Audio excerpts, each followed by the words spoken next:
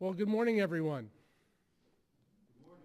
That was a response that was trying to elicit a response. Good morning, everyone. Good morning. There you go. Okay. Today is, as you know, this week, we're celebrating Global Entrepreneurship Week. And this is something that is growing in popularity here in the States. It has been a very popular endeavor in other parts of the world for several years, and it's kind of catching on here, which we're delighted about. And it was very interesting how this whole sequence of events played out this morning. I had invited Tamara this morning to present, and now we are blessed with 4 banks presenting this morning. And that is truly a wonderful thing for our community, for our entrepreneurs, and for all the people around the world that are watching online to know that there is funding available for the right kinds of deals to the right kind of people, and entrepreneurship is alive and well. I was coming across an article in a business report yesterday on Bloomberg, and it kind of struck my attention, and the title is, "It Takes a Village to Raise a Restaurant." And as you know, restaurant funding is tough. It's difficult. The attrition in that business is nightmarish. I've always wanted to own a restaurant, but it'll never happen. And I stumbled upon this, and it said this guy, Court Dunlap, a massage therapist, wanted to open an espresso bar in downtown Oakland, and he needed $30,000 to get started. And he went to several banks, and they gave the correct response: no. He didn't have a whole lot of capital. As a massage therapist, he didn't have a whole lot of experience. And that was 2 strikes, only had 1 more to go.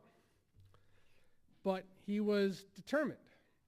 So he said, how am I going to do this? How am I going to raise $30,000 to open up my espresso bar? So what he did was he decided to get creative.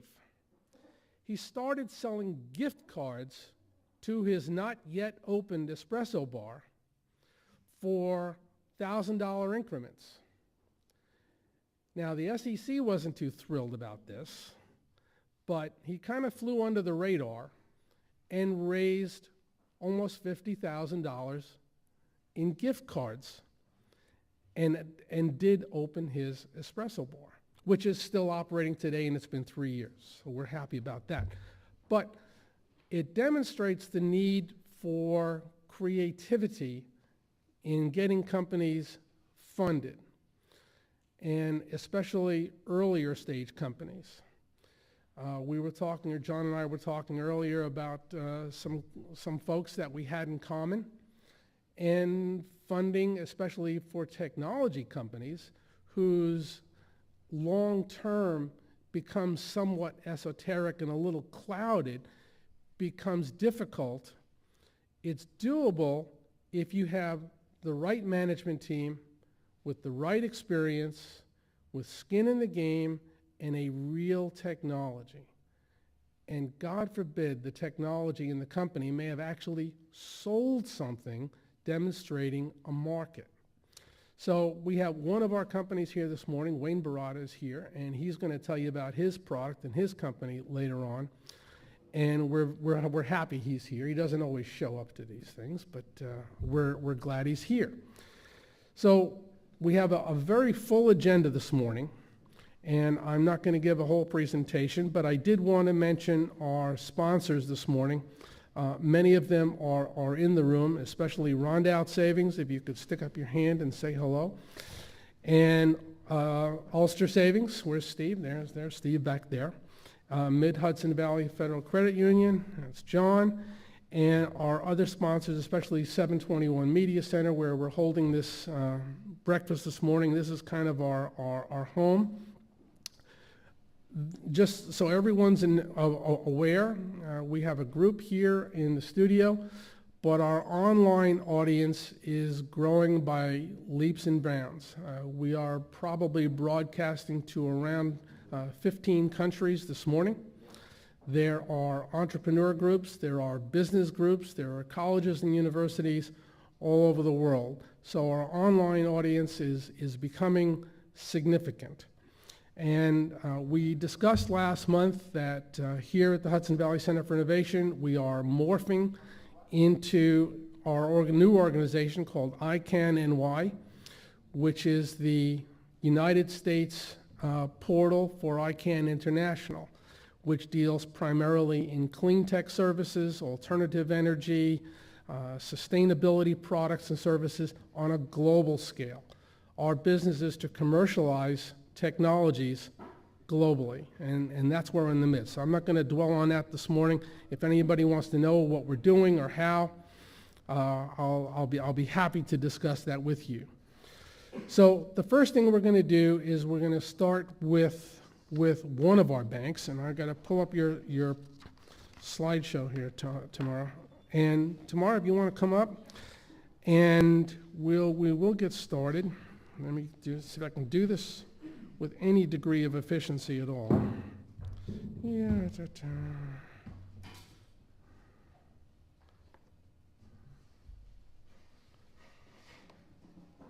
The other thing we're going to do this morning is we're going to have a presentation from our intern, Sarah Bird, who's going to talk about women in entrepreneurship. And I think that's very relevant. Okay, slideshow from the beginning. Holy moly, it works. Okay. To move the slides forward, just hit the down arrow here, and you should be in business. If it doesn't work, I take no responsibility. And no comments on women in technology. Okay? Exactly, no.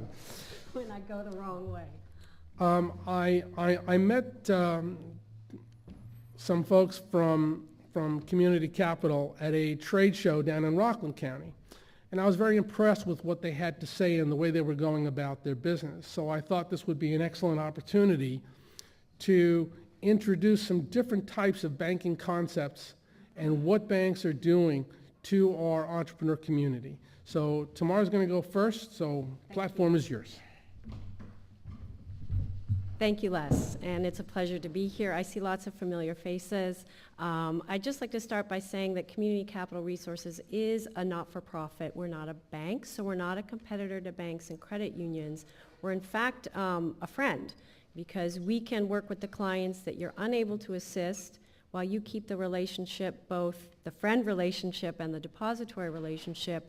We, in a sense, support that business not only through the lending, but through a lot of technical assistance, so that after they've repaid a loan from us, hopefully their business is on a stronger footing, and then perhaps they might be considered by you to obtain a line of credit or a term loan as to help them grow further. So we're very happy to speak to banks and credit unions about how we might cross-refer people to one another and form partnerships to support businesses in our communities. We've been lending to small businesses since 2003, and we've been working in the Lower Hudson Valley for over 20 years. We started out working in lending to developers of workforce and affordable housing, primarily in Westchester County, and we now cover all the way to Sullivan County in the Lower and Mid-Hudson Valley. Because of that lending experience, we were approached to become what's called a micro-lender, so really working with businesses that are in the very early stages that banks are unable to assist, as Les said, with very good reason because of lack of experience, lack of collateral, lack of capital. And so the program has just grown from there.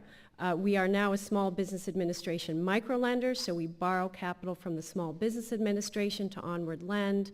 We also have been awarded $1.2 million in loan capital by Empire State Development Corporation's Small Business Revolving Loan Fund, so that again expands the capital we have available to support businesses in the Lower and Mid-Hudson Valley. These entities oversee us. We're not regulated like a bank is, but the Small Business Administration audits us every year. We are a community development financial institution, which is a U.S. Treasury Department designation. They provide us funds and a lot of oversight as well. So our sweet spot is $1,000 to $50,000. And again, that's not so attractive to banks because it's high touch and not very profitable lending. But for many businesses, that's just what they need to get started. We worked with a business in the green sector who had a $1,000 loan, attended one trade show, made some brochures, and landed a contract with United Nations Development Program, providing all their green cleaning supplies for them for 2 years. So $1,000 can really go quite a long way. We accept a broader range of FICO scores, alternative forms of collateral. We don't take positions on real estate, so we look at things like fully owned vehicles, business equipment. We'll do general UCC filings on businesses as well. And these are the items that can be used, and we do have Spanish-speaking staff as well for those entrepreneurs in our community who prefer working in Spanish. So we really do lend to startups, and for us a startup is a business in business for 12 months or less. We've helped businesses open the door and generate those first sales. And this is the sector breakdown since we've become an SBA microlender. This isn't prescriptive, but this gives you a sense of where we've been lending, who tends to come to us. No surprise, 29% in restaurant, food, and beverage. Those are the businesses that are the hardest to lend to. They're the highest risk, have the greatest failure rates. So we've developed a little bit of expertise in that area. We have loan committee members who run their own restaurants, who can really look at these deals very carefully and provide both us as an organization and also that client a lot of ongoing support. Services, again, no surprise, that tends to be accountants, insurance agents, web designers, web consultants, childcare. In the green sector, we've done a little bit of lending, like to the green cleaning product company. We've also lent to some LEED certified architects who help people when they're remodeling their homes do so in a more energy efficient manner. We're also very keen to help existing businesses green themselves through energy saving upgrades and purchase of new equipment. Okay, there we go. So we've dispersed about $1.7 million, which doesn't sound like a lot, but when we first started, we were lending $2,500 as a loan maximum. So we have supported a number of businesses and have helped create and retain a number of jobs. Most of the businesses in our portfolio are grossing between $250,000, $500,000 a year. We have one business that made their first $1 million last year. So we are really looking at working with smaller businesses. So how can businesses in HVCFI and the iCAN New York network benefit from what we do? At first blush, I thought, I'm not so sure, because I think of green tech businesses as having a lot of startup costs, very high startup costs. But actually that might not indeed be the case, because as we were just speaking earlier, costs have really come down, and social networking and the internet have perhaps made it a little bit less expensive for many businesses to get going. But our loans aren't suited at that very early pre-development stage when you're still kicking around the idea through the iCreate offering that iCAN New York offers. It's really once you've identified your funding needs and you're very confident that you're going to have a revenue stream coming in the short term, because we're unable to offer interest-only periods or payment holidays. So although we lend to startups, you have to really demonstrate that you have a revenue stream around the corner, because we'll take the first loan payment out almost as soon as the loan has closed. So that's something to think about. Again, startup financing, maybe you're already in business and you want to build a new website, do some marketing, buy a new piece of equipment. Those are the sorts of things that we can look at. We can also participate in deals with other lenders as long as the total deal size doesn't exceed $100,000. So that's something else to think about. The obvious, you need a business plan. The principal and effective owner of the business must be the person who's actually applying for the loan. We do see people who have credit issues, who might have a family member or a spouse be the owner of the business, but they're not really effectively taking decisions on the business. We would not lend in that situation. FICO above 550. Now this is where my banker friends will fall off their chairs, right? So we do consider 551 and up, but they do need to be current on all their existing debt, and they can't have more than $3,000 in write-offs, charge-offs, other things hanging around the credit report. And when we do see those issues, we want to know what's the plan for addressing them and bringing them down. Because our view is we want to help you become more creditworthy so that when you do apply to the bank, you have a 700 credit score and everything's very clean. This is pretty standard in terms of what we request. I think most lenders ask for perhaps a couple more years of tax returns. And this is our process. So we as an entity do all the loan intakes, the loan processing, the underwriting, the loan closing, and the loan servicing. So that client will always be working with us. We don't sell the loans on to another entity. So, so in that sense, we have a very strong relationship to every applicant and every business owner that we support. We stick to a very tight application deadline. We expect application packages to be in at the beginning of the month for a decision by the end of that same month. So we work very hard ourselves, and we work the business owner very hard to try and keep to that timetable, because we believe it is important to try and move things in a 4-week fashion if we can, because many people are anxious to get started and anxious to know where they stand. Requests under $10,000, we accept on a rolling basis and can turn them around in about 2 weeks.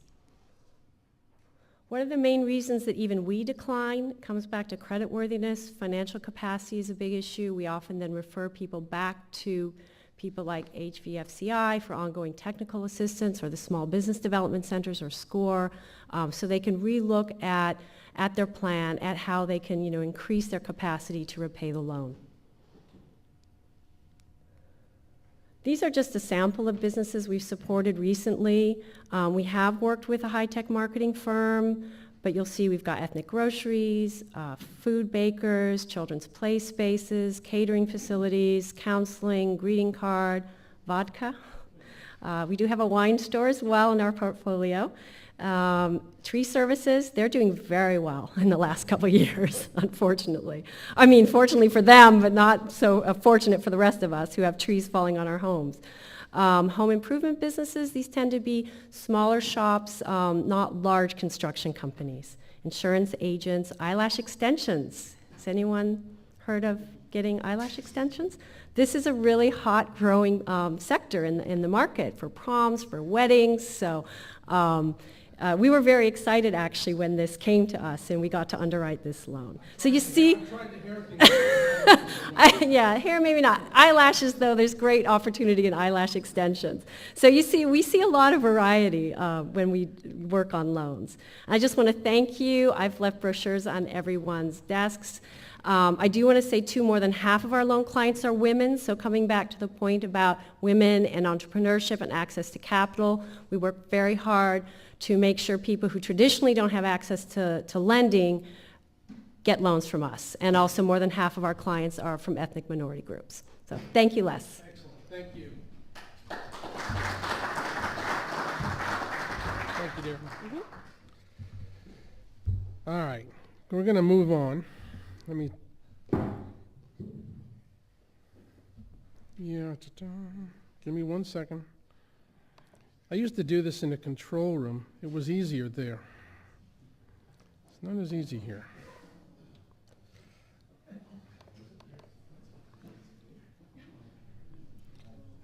View.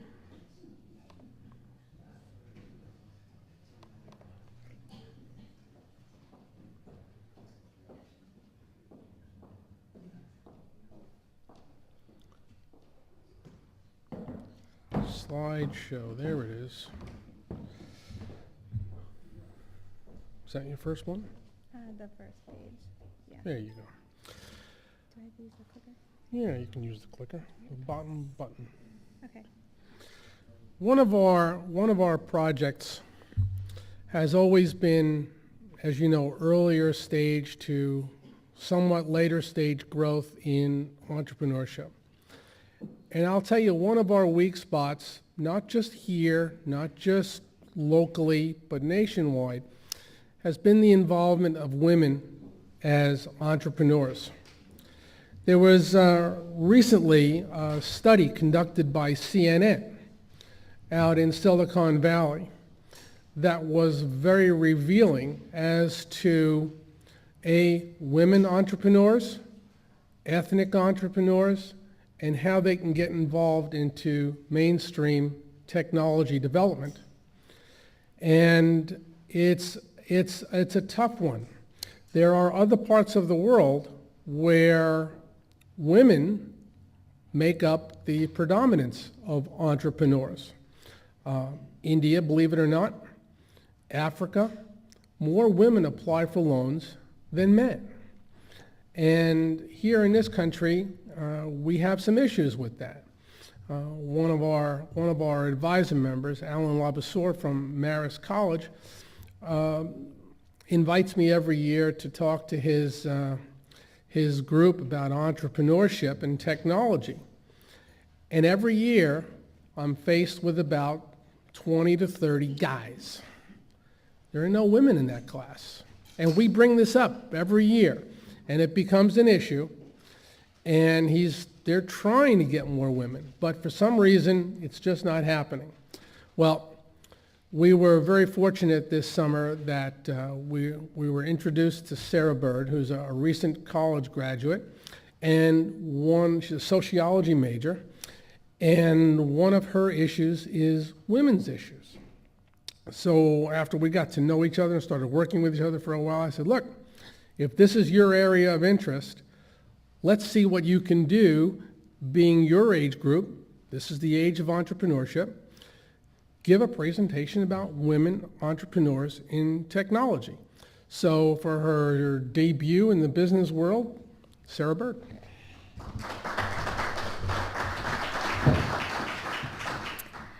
Good morning.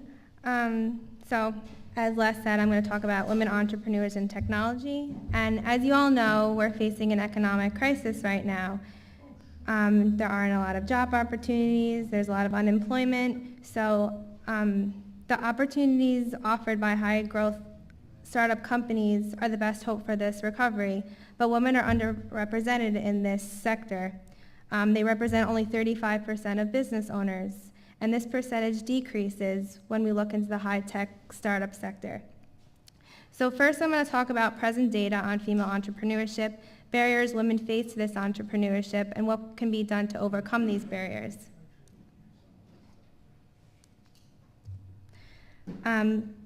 So an increase in female entrepreneurship can aid in economic recovery.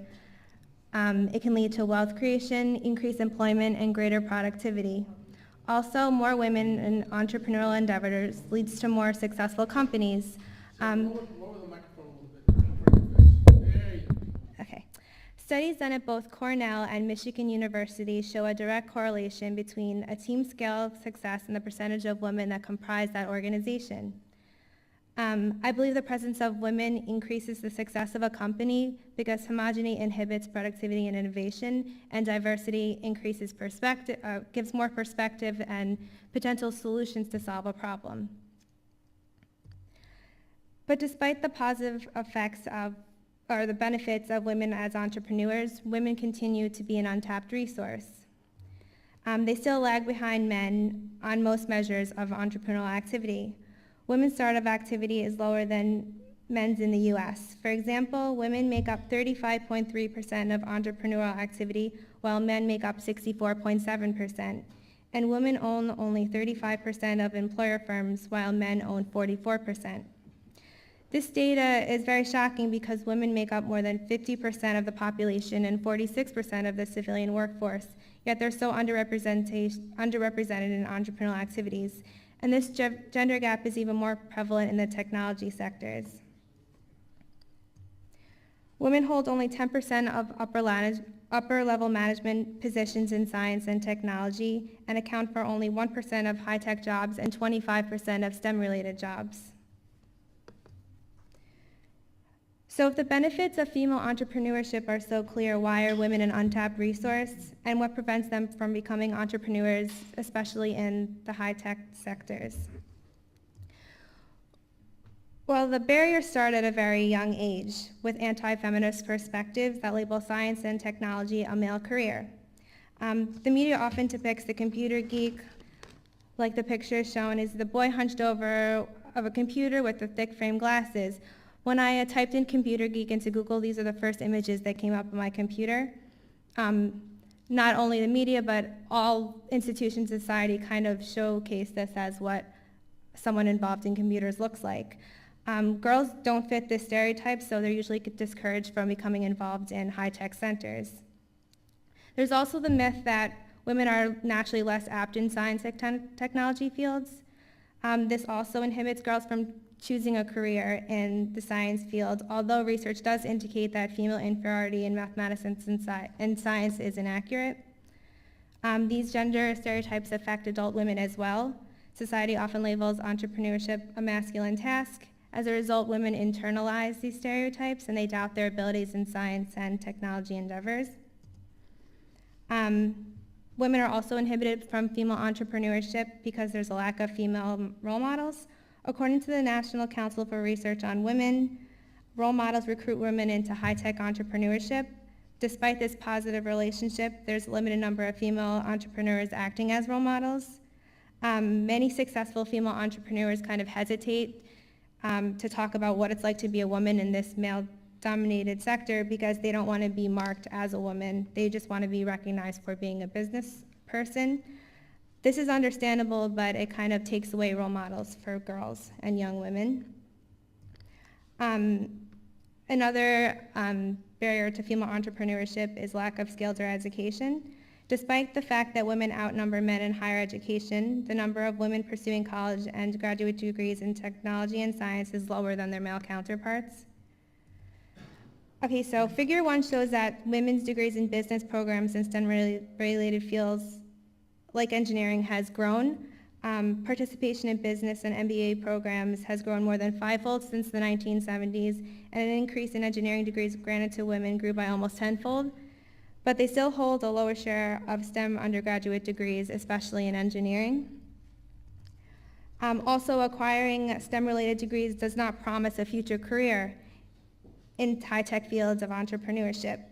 Figure 2 shows that women with STEM degrees are less likely than their male counterparts to pursue a career in STEM-related occupation. So as you can see from the chart, men are more likely to work in STEM jobs at each level of educational attainment. A lack of business networks is another barrier to female entrepreneurship. Women traditionally engage in networks related to family tasks that exclude the marketplace. A lack of finance is another huge barrier to entrepreneurship because women are often stigmatized as bad investments. Women-owned businesses receive less venture capital than men-owned businesses despite their proven success. For instance, research shows that women-led high-tech startups generate higher revenues and are less likely to fail than those led by men. Further, according to an Illumid Venture white paper report, women-led tech startups are more capital efficient than those led by men, starting with 1/3 less capital, but reaching similar levels in the same time period. But despite these statistics, only 4% of women owning $1 million firms gain equity funding compared to 11% of men in the same category. So why is there a hesitation to invest in women? Well, it might be because of a fear of pregnancy. Many people think a women's company would kind of get pushed to the sidelines once she becomes a mother. So if there's so many obstacles to female entrepreneurship, why bother pursuing this career? Well, jobs in the science sectors earn more money than other fields. For instance, women in STEM jobs earn 33% more than women in other fields. You can also be your own boss, have more flexibility, have time to be a mother and pursue a business career, and you can bypass the glass ceiling, which is that barrier that prevents women from reaching executive levels in the business world or the corporate world. So how do we overcome these barriers and stigmas, and can technology help in the process? Well, yes, I believe technology can help overcome each barrier to female entrepreneurship, and I don't think it'll be difficult for women to harness this technology because women are the driving force behind the net trend decade. According to media researcher Joanna Blakely, women are driving the social media revolution in every age category, outnumbering men in their use of social networks, as you can see in figure 3. And women also spend more time on social networking sites than their male counterparts in each age category. Sheryl Sandberg, the COO of Facebook, also supports this. She explains that women drive 62% of Facebook activity, and that the majority of teens who use Facebook, Groupon, Twitter, and MySpace are girls. Women are thus well equipped to use technology to bypass anti-feminist perspectives that prevent them from becoming involved in entrepreneurship. Technology can help overcome stereotypes that entrepreneurship is a male domain. You can create an online business that provides a virtual space without face-to-face interaction, and you can decrease potential gender discrimination issues that can inhibit career advancement. To further decrease anti-feminist perspectives, women involved in high-tech startups should increase their visibility at technology events. This increased visibility of successful women in high-tech positions will not only provide girls with role models, but also destroy sexist notions that women can't be successful in business. Technology can also provide access to business networks. Women can join online women's entrepreneurial networks that have online communities and arrange meetups, such as Web2Fem, Women 2.0, She's Geeky. These networks also provide access to female role models. Online networking obviously connects you to a range of successful business women that increases your chance of connecting and corresponding with entrepreneurial women. Technology can also overcome educational barriers to female entrepreneurship. Online business courses can help a mother accommodate work and family time. Women can also use the web to research and contact government agencies that provide training, counseling, and advice for business growth to minority or women entrepreneurs. And one can also contact online business networks that provide business training and counseling for women. One can also use technology to overcome financial barriers. As I said before, you can run an online business. It has a lower startup cost than traditional businesses. It requires little venture capital backing and a low-cost professional identity. For instance, you can use the social media and online marketing as low-cost options to promote business and attract customers. By joining an online network, you can increase potential funding sources because you can contact more people. You can contact venture capital groups that specifically finance women-owned enterprises like Springboard Enterprises, Golden Seeds, and Women's Growth Capital Fund. You can seek funding from investors of the same sex. Data shows that organizations with women investors are 3 or 4 times more likely to invest in a women-led business. And you can also apply for government finance programs that target women or minority-owned businesses.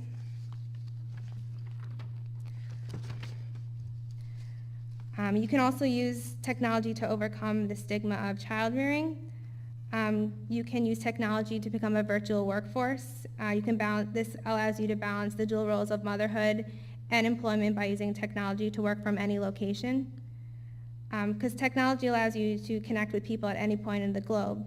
You can use the internet to facilitate the startup of a new business, and then use Skype conference calls and smartphones and other kinds of technology like that to communicate with people.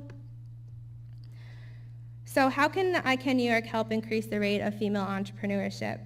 Well, first, to encourage young girls to become involved in high-tech entrepreneurship, iCAN New York can arrange for women entrepreneurs and executives to go into schools like elementary schools, middle schools, high schools, and colleges and stress the importance of early exposure to technology. It could recruit women in technology fields and eradicate the myth that technology is a masculine field. By having these executives and women go into the schools, they're also acting as role models for the young women to convince them that they can become successful in this field. And to increase adult female involvement in high-tech entrepreneurship, iCAN New York can invite more women entrepreneurs to breakfast events like these to increase visibility and to decrease stereotypes that women cannot be involved in these high-tech positions. And that's it.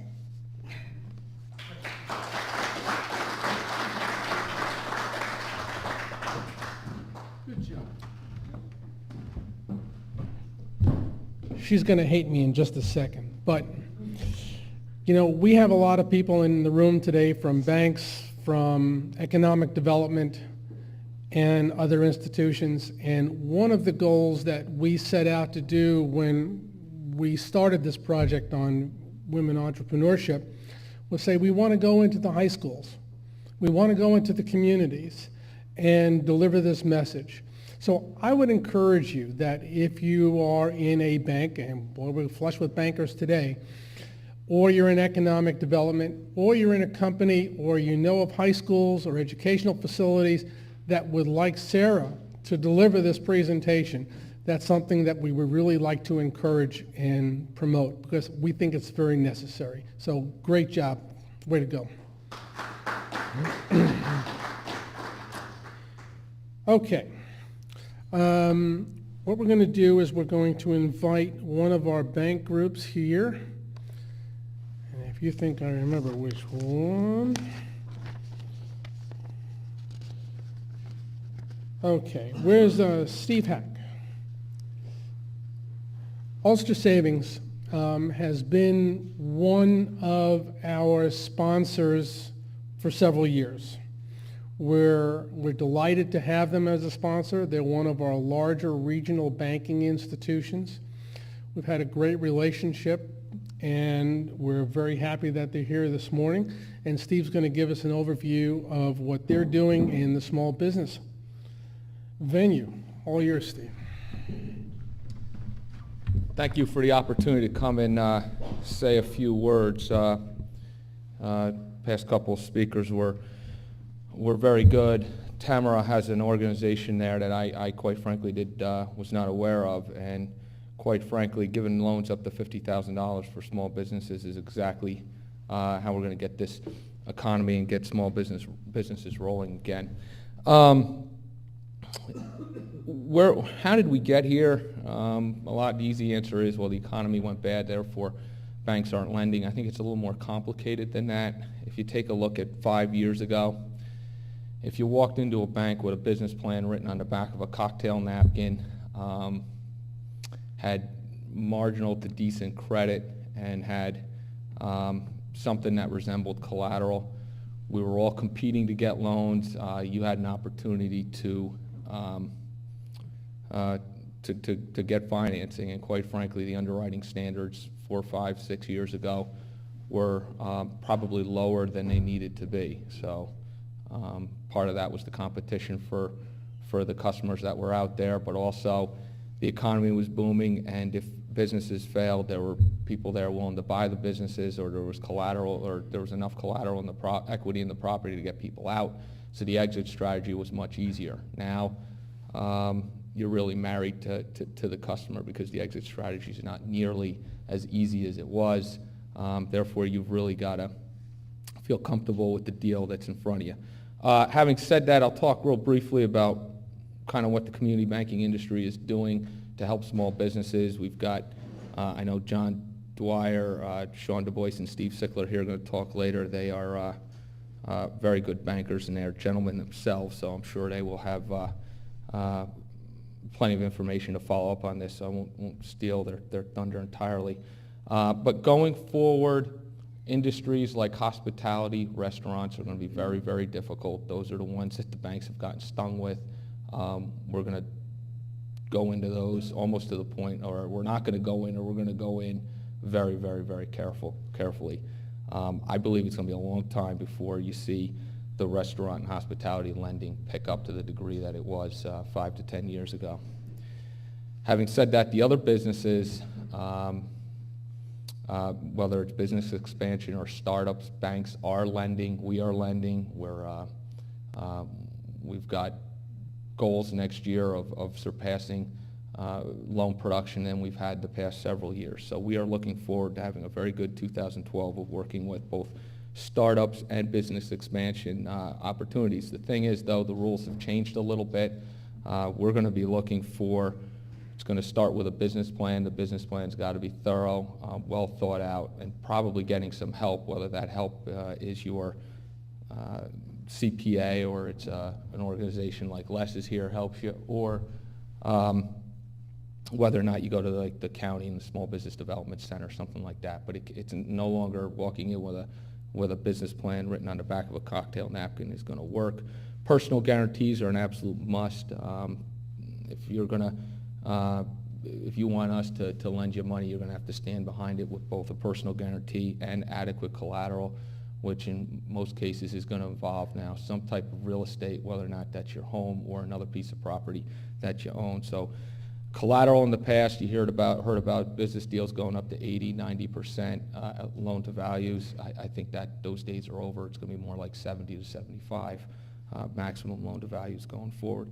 And the credit score, I'm sorry, of a 550 is really, you've got to get your personal credit scores in order.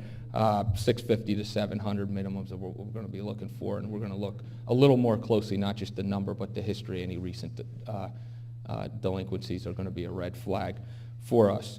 Community banks are also looking to mitigate the risk at every opportunity. We're going to involve SBA, the Small Business Administration. We're going to look at area community development corporations like New York Business Development Corporation, as well as the Catskill Watershed, which also provides secondary financing. More and more banks are going to get involved with those organizations, so you're going to have kind of two lenders, a bank as well as one of these community development corporations, to mitigate the risk of the bank. We're not going to be the only ones out there on some of the more riskier deals, so you're going to see more and more of that as we move forward. Banks are strengthening their relationships with their lending partners.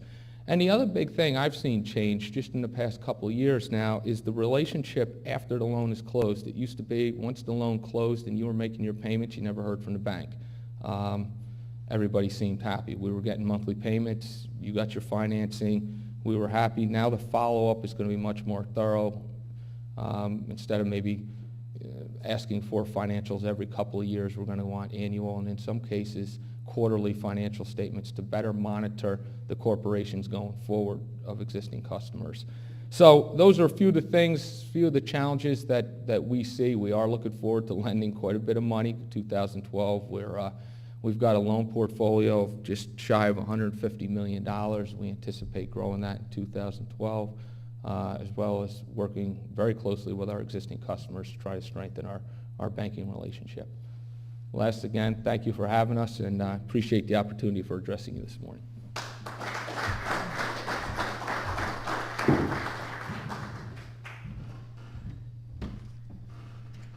Boy, if you're looking for money, this is the place to be. You know, from every month we try and bring on somebody from a different part of the world to give us an indication of what's going on. Good morning, Andreas. Good morning from Greece. Whoa, my goodness. Okay. We never know if Greece is going to be online, offline, if there's a strike, if there's a bus. We have no clue. But I'm very happy to see you, my friend. I'm an exception in Greece. Yes, you are an exception in more ways than one. We are not here this morning to talk about all the woes and all the economic stuff that goes on in Greece that we read about every day. Rather, we are here to celebrate Global Entrepreneurship Week.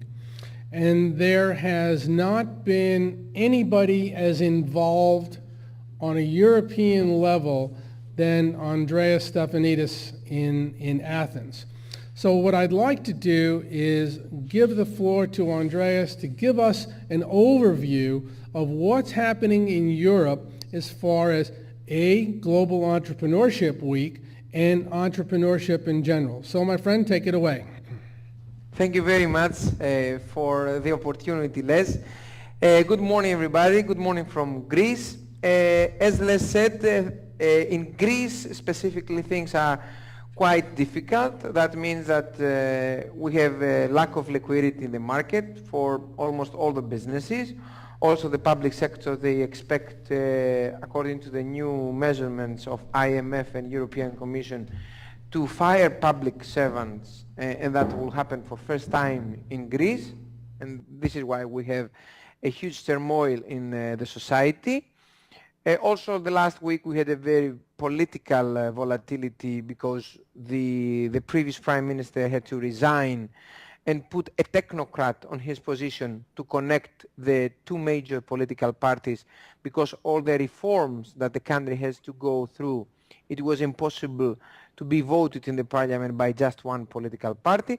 So we had a big political turmoil. Actually, we expect on the 15th of December to get the additional financing for the country, the sixth installment, as we say, because they have problem to pay the pensions of retired people and the salaries of public servants. However, despite all these negative measurements and problems, actually, we can say, in the market, I have to say that the positive thing is that the mentality of people changes slowly from the consumption to the production. In Europe and in Greece specifically, we have a big problem with risk capital on the early stage of young entrepreneurs' business plan. So it's almost impossible a young person after finishing the university with a good idea, with a good business plan and a lot of energy and efforts to have access to financing. And we speak for amount like $50,000 to $500,000, let's say, maximum. So a lot of new ideas are lost in Europe and in Greece even more because we don't have financing on this small interval. The banking sector for the moment is almost destroyed it, and they have to be consolidated and to make a merging between the banks in order to survive the economic crisis. But also, as it is, as I know, in the United States as well, they are very conservative. And something like business angels, that it is very common in the United States, that's something that we do not have in Greece, and it is not as well developed in Europe as well. The Global Entrepreneurship Week now, as Les said, gives the opportunity of young people, the new generations, to be connected throughout the countries. This year, the Global Entrepreneurship Week has the participation of 123 countries around the globe. I started on Monday to lecturing in 2 different regions of Greece in the university students to choose as a pathway entrepreneurship. I have to say that 6-7 years ago, the same lecturing, I had no participants. Now I had in one class 150 students, in another group I had 50 students. So for the size of Greece, for me, this is a change. People, they can see now that they do not have opportunities anymore to the public sector. They cannot find a secure job in the private sector, and I mean the existing big companies. No, now they want to try, they have to try, first of all, to create their own future, not all of them, but those that they will success. And as I told them, to see the social impact, if they are successful, they can create one job for themselves, and also, if they grow, they can also create jobs for their friends. And job creation in Europe, and especially in Greece, with 43% unemployment of youth right now, I think is a very serious issue. So, Global Entrepreneurship Week gives us the opportunity, and to the new generations, to have easily access to new markets. Without risk capital, not many things can happen. So the combination of access to markets with small amount of risk capital between the countries for innovative, extroversion, young entrepreneurs or entrepreneurs in general, I think is a recipe of success, is a recipe of boosting again the entrepreneurial spirit between the people around the globe.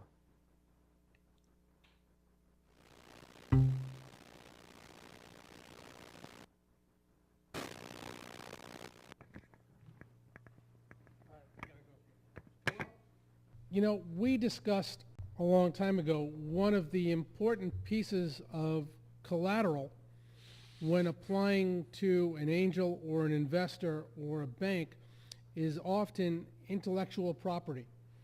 Mm-hmm. Are you seeing some changes in intellectual property development? And, you know, I'll get to an interesting sidelight in a minute, but how is intellectual property being protected and being leveraged?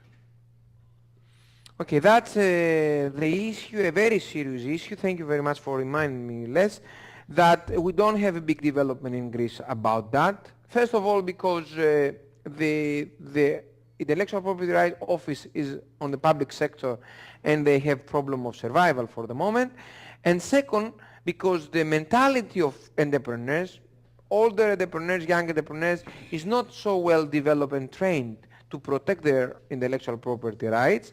And as I said at the beginning, there's not initial capital to support young entrepreneurs and innovative businesses to have the appropriate funding to create a patent at European or global level.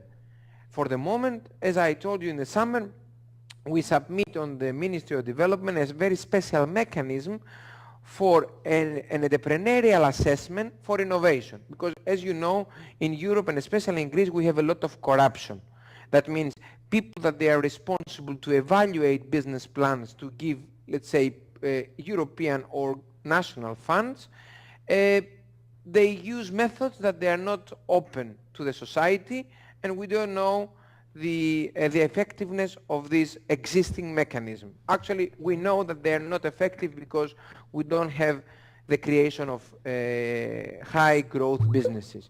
So we propose to the government that the assessment of new ideas and new businesses is the most crucial thing before giving any penny to a new business. We have to test the business. The market has to show if the business is good and it has potential for growth, and then to do the step of starting the business, protecting the intellectual property rights, if any, and expanding to new markets. Actually, the specific paper has been submitted to the Kaufman Foundation as well, because the Kaufman Foundation asked for ideas and papers all around the globe for entrepreneurial assessment, because similar problems you have in the United States as well. And we will have the decision, if they like or not, the mechanism, at the end of November. So I will keep you posted. About 3 weeks ago, I had the pleasure of meeting the chief financial officer for a major Eastern European automobile manufacturer. And we discussed what his needs were and what his opportunities were trying to do business here in America with American companies and in Europe with European companies. And I asked the question about intellectual property. He has an extensive dealer network, and all of his intellectual property as it relates to parts, equipment, computer software, his entire dealer network is buying their goods from China. They have no intellectual property protection, and the dealer network has absolutely no allegiance to the company to support the company and buy their products from the company, as opposed to buying it on the gray or black market from other sources.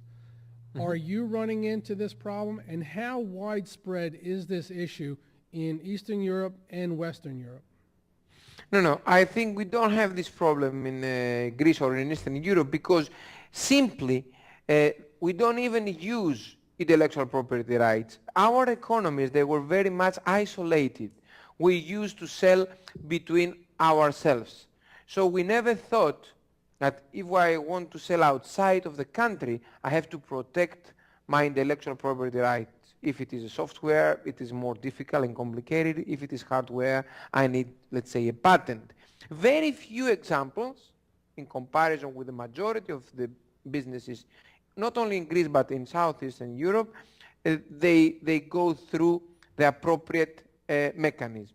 There is no culture for that. You can just see the formal statistics of OECD to see that in Greece in 2009 we had only 18 or 24 applications for patents, And on the same year, in Germany, we had thousands application of patents. Not all of these applications were from people from Germany. This is for sure. Many scientists from Greece, they go abroad with investors and they apply in Germany, in other strong European countries, or even in the United States to protect the property rights, the intellectual property rights, because the mechanism is more well developed. So what are the industry sectors in Europe right now that are getting the most attention? First of all, it is communication information technology, because we have very good software engineers in Greece as well. We have excellent universities, and the level is a high level of universities. This is why many of them, they try to find a future in California and get financing, or in China, in Shanghai.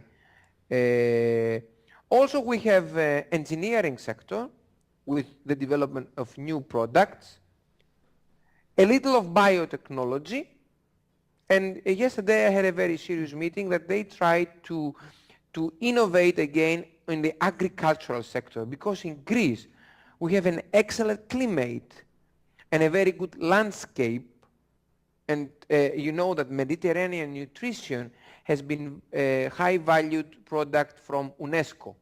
So these are the things that we have to develop and innovate and protect for creating a future for our country and Europe. Very interesting. I have a few more questions, but I'd like to have the audience participate. Does anybody have any questions?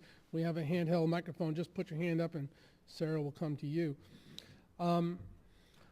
I was invited yesterday from the Italian bio sector committee to speak about innovation and entrepreneurship in Italy. And we all know that Italy is going through the earlier stages of economic stress as well, but their biotech sector seems to be alive and well. What are you seeing in terms of bio development throughout Europe, and are they able to self-fund at all throughout other parts of Europe, as opposed to just coming to more developed, more aggressive investor bases? It is true that one of the highest budget of the European Commission in research, it is in the biotechnology research. So I think that there is a lot of future there. However, the culture and the public sector of Europe is not as entrepreneurial as in the United States. And also the societies. As I was teaching yesterday to the students, we do not have a lot of mobility. That means that you take the airplane and you go to Florida very easily. You go to California, like being in the same country. In Europe, we don't have that so easily. Young people, they never been to Paris, they never been to Italy, they never been, let's say, to Spain. So they don't understand the benefits and the challenges of the common market. Because in Europe, we have a common market of 500 million people. And the countries in Europe, they don't get this potential. In Greece, we have no exports, practically. We have a very small amount of exports in comparison with our capabilities. And this is the problem. Without exports, we cannot every time ask for funding from the other European countries or IMF with lending format. Anybody have any questions? Floyd, let me just get one. Let me get the microphone over there. Hello, can you hear me all right? Yes. Okay. My name is Floyd Holt. I'm the president of the American Science and Technology Center. We just came off a Skype conversation with Germany the other day. And the question I asked them was, how do the people in Germany prize education? Do they see that it's a path to a better life, or do they believe in the Bill Gates, Zuckerberg drop out of school, become a billionaire approach? You mean in Greece? In Greece. Okay, because I don't have experience from Germany. Right. No, but do people in Greece prize education? Do they see it as a path to better life, Or do they fall prey to the culture, rock stars, athletes, as I call it, athletes, actors and rock stars? No, no. It's exactly what you said. We have the first one. For many decades, the last 60 years in Greece, the families grew up with very difficult circumstances, either agricultural production or entrepreneurship, and it was very, very difficult for them, very hard working. So they had a dream to find money and pay for the education of their kids, and the majority of them not to have a bad life like the life that they had.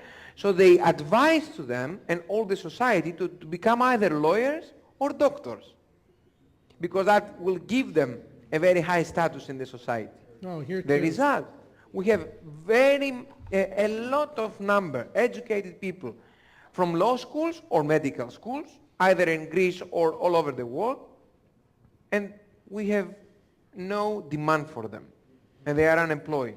And we have no people with the appropriate skills for crafts or the appropriate skills for entrepreneurship and many other, professions that we have a problem. So one thing we did very well in Greece, we educate the new generations very, very well, either in Greece or in good universities in Europe or in the United States.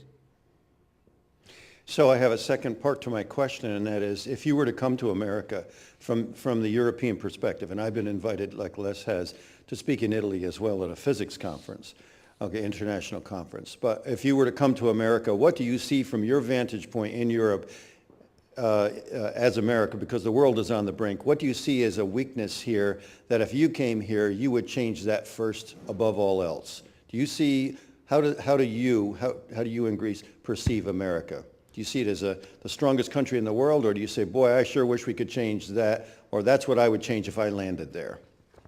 Okay, yes. I have a good experience of America because I study in America, actually the State University of New York at New Paltz, and every July I come and as a visiting professor and teaching 2 summer courses.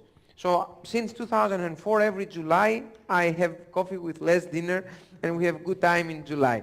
I have to say that the organization of the system in America, it's much, much better and more effective, and I mean the public sector and all the networks, than in Greece. And America gives you opportunities.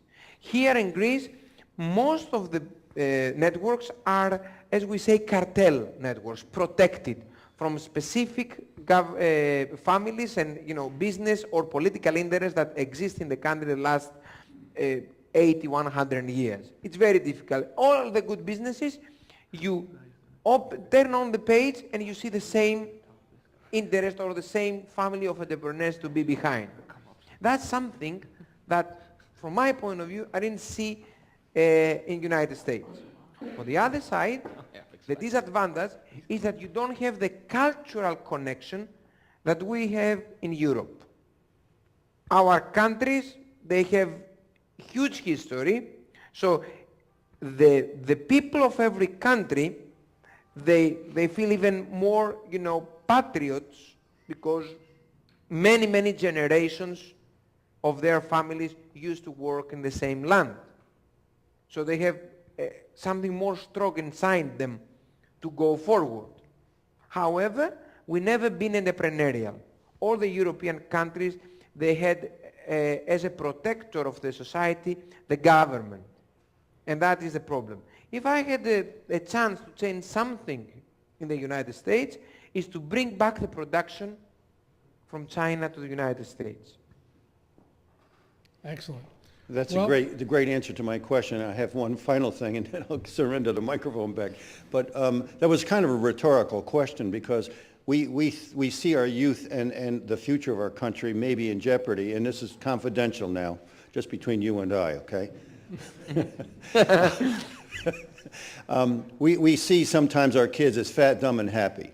I use that expression because they're texting their friends, they're playing video games, they're not really learning science education in the schools very much. The schools are said to be failing. We're number 26 in the world in certain areas.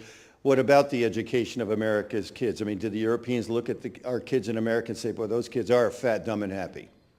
Or do they say, no, we wish we were there, or that's the best educational system in the world?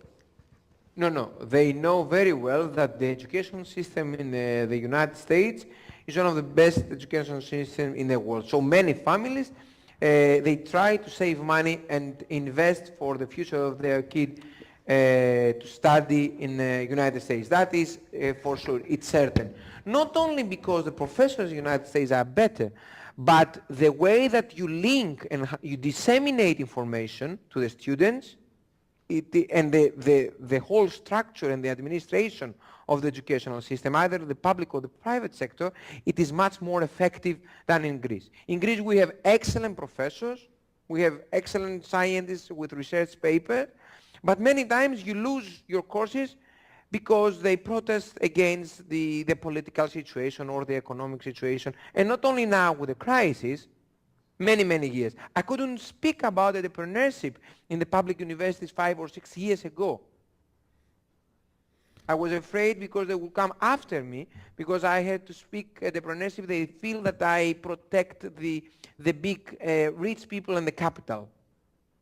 Don't you? Now they understand that entrepreneurship means creation, means unleash your ideas and create jobs. And actually, in order to survive from a speech like that, I'm saying to them that feel entrepreneurship not just to create your own business or to create a business in general, even if you work in the public sector, be effective in your position, in your place. Be entrepreneurial mind.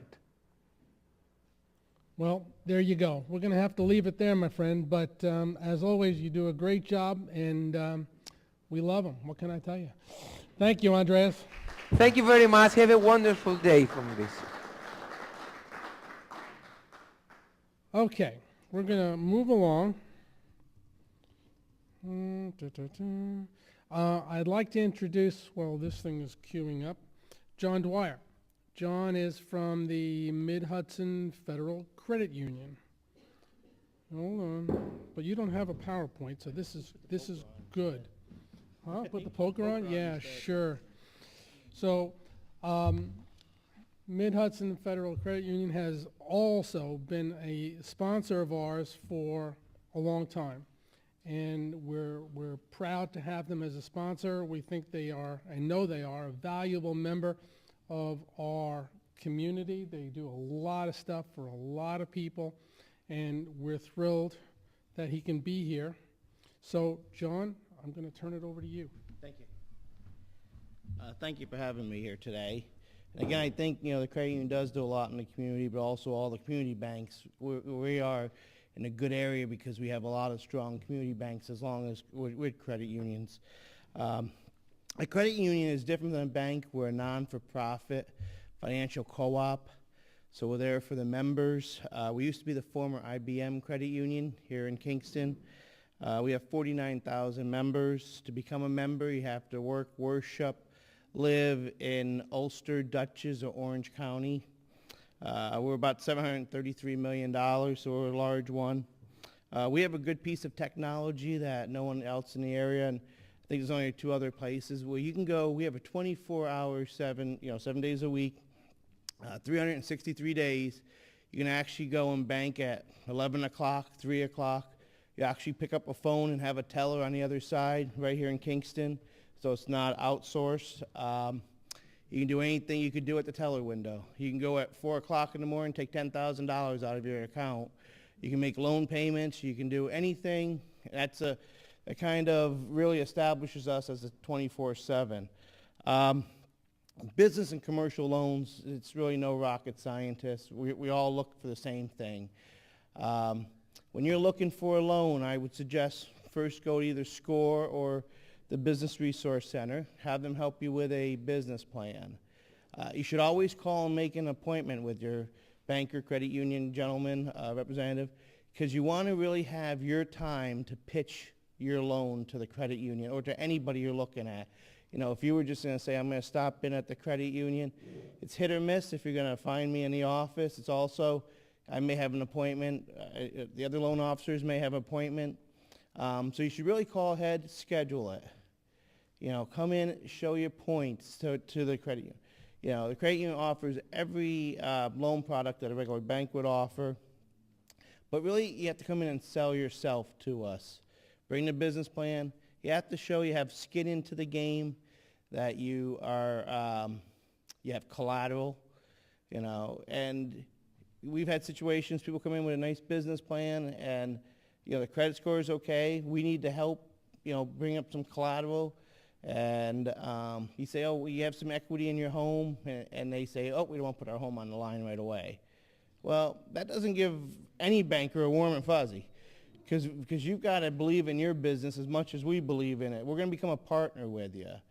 I mean, and I know a lot of people's first question is, what's the rate? What rate you going to offer me? Rate really shouldn't be your main factor. I mean, when you come into a bank and presenting yourself, you should be looking and saying, okay, I'm going to be a partner with this person or this institution for the next 5, 7, 10 years. You know, there's going to be good days and bad days. The banks have all felt it. We all did business plans. We did projections. And you see how many banks have gone out of business. There's going to be bumps in the road.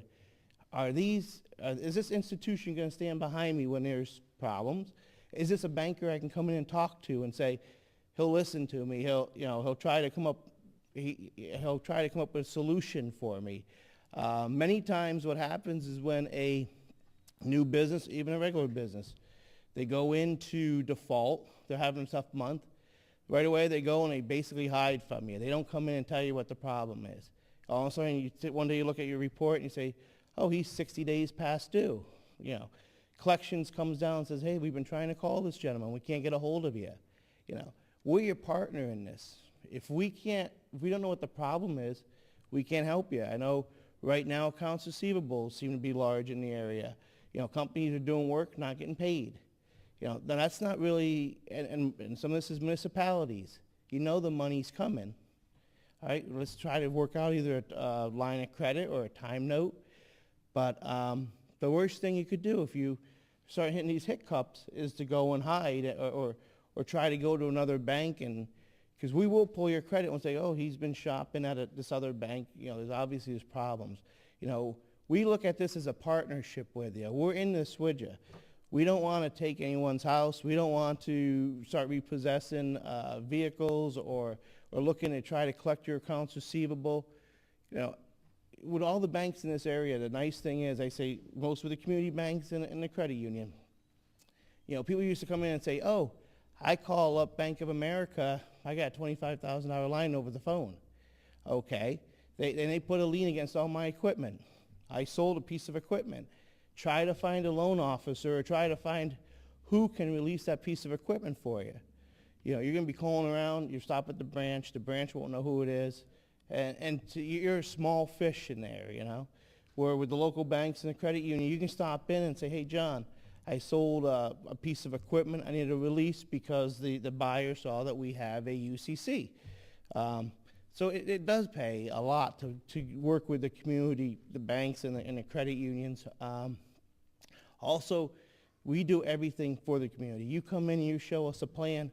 You know, we all have an interest in this community. We want this community to thrive. So we might take a look at the business plan and say, hey, look, you know, that seems like we need that business in town. You know, we may take a shot with you. You know, we also look at using the SBA, like Steve had said. You know, it's been a rocky road. If we have to bring up our comfort level, then we will ask for the SBA for a guarantee. And also, once, like Steve had said, once you become part of our loan, you know, we have regulators come in every year, and the regulators are blaming everybody for the problems. You know, so if we ask you for your tax returns or we ask you for accounts receivable, you know, it's not because we don't like our clients. It's because the regulators are now asking us for that. You've got to be more involved in your customers' business, your clients. So we make annual visits. We talk to you. It's nothing more than basically a conversation. I found in the past that almost every business owner wants to tell you about their business, which is great. You're proud of it. And we're proud to see you succeed. I mean, the worst thing we want to see is a bunch of businesses close in our community. At the credit union, we use as many local businesses as we can. You know, we give our money back to the community. All our employees, you know, they're all local people here. So the big key, as I said earlier, once you get your business plan or you want to come in, most important thing is try to make an appointment. So you do get your time frame. You do get your time to come in and present your case. You don't want to be short, come in and say, I can see you, but I have a 1 o'clock, it's 12:45. You want to come in and have your time to sell yourself and sell your products. But like Steve said, you have to have skin into it. You have to have a personal guarantee. You have to show us that you have as much faith in your business as we have giving you the money. John, what's your geography and what size loans do you do? We do anything in Orange, Dutchess, or Ulster County. If you're a member and buy out of the county, we can also. Basically, we have a house level of $2.5 million. Anything above that, we would then take out to. We participate with another credit union. Some of the advantages that the credit unions have, usually it's lower fees, since we're a non-for-profit. No prepayment penalties on mortgages or any of our loans. Usually you see a little lower rate. And with the bigger banks, you have local decisions here. For businesses, we don't switch over on a day switch. A lot of banks at 2 o'clock switch over to next day. We stay right up till 6 o'clock at night. And I believe it's up till 9 o'clock through the PTs that we stay on the same day. So if you come in and make your deposit. But if you're a member and we can go out to Columbia County, go to Greene County, just as long as you qualify for membership. So. Well, one big question. If I'm a customer of the bank and we go to lunch, who pays? Oh, we end up paying. Oh, okay. You go. Thanks. John, thank you. Thanks, Les.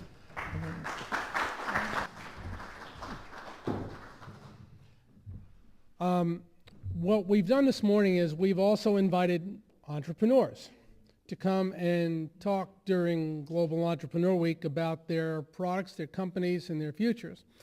As we've said before, entrepreneurs come in all shapes, sizes, colors, and ages. The second largest demographic of entrepreneurs in this country is 55 and up.